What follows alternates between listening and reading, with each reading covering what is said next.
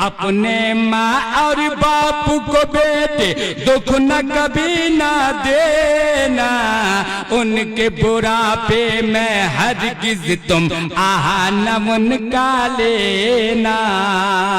अरे खिदमत से इनको मनाना होगा, अरे जन्नत में बेशक ठिकाना। सुभान अल्लाह, सुभान अल्लाह। सुन मैंने सुना बोलो। हाँ सुन ले जोरे कहो सुभान अल्लाह। अगर जलसा मनाने के बाद नमाज छोड़ देना कामयाब होता तो कुरान ने क्यों कहा है ज़कर अस्मा रब्बिही, और आपने रब के नाम का जिक्र किया।